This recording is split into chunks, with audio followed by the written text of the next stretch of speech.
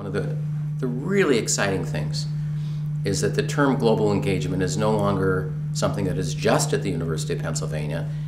I mean, you hear Bono talking about it, you hear Obama talking about it, you hear Angelina Jolie, it's so much part of the conversation that it's really stimulated a great deal of interest and even a great deal of resources.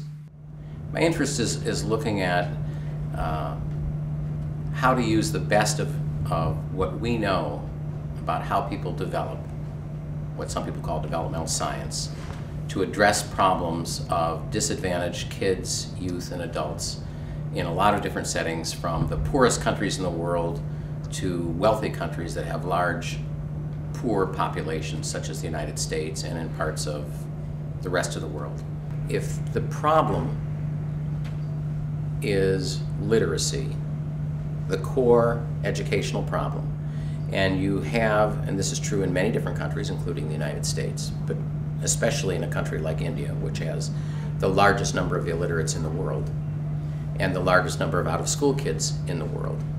If you could design a program that could allow those kids to get back into school by leapfrogging over the fact they had dropped out of school, create the tools that allow them to get a foreshortened program, intense program using computers that could help them where they didn't have teachers, they didn't have access to school.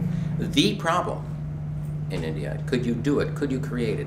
It took us about 4.5 years to create the program, and we have shown that it can be done. It's being used by tens of thousands of kids around the state of Andhra Pradesh, which is the largest state in population in India, 77 million people.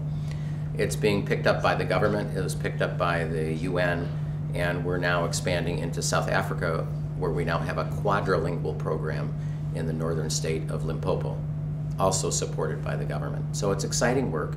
It's a computer-based literacy learning program? It is. Yeah. Except you don't have to type at all. Oh, that's cool. And you can learn how to write. Very cool. Using a mouse. I mean, the program is on our website, actually, if you're interested in seeing it. The ILI website? Yeah. Yeah. Literacy.org, did you get that?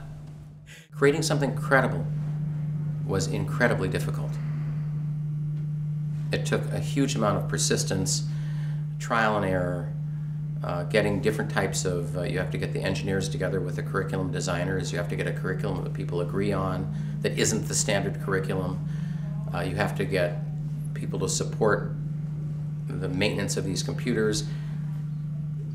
It's not your average academic's cup of tea, but I'll tell you, it's very exciting to be able to be involved in the center of this kind of work, which is a collaboration between nonprofits, academics, government agencies, UN agencies. We've made a difference in this area.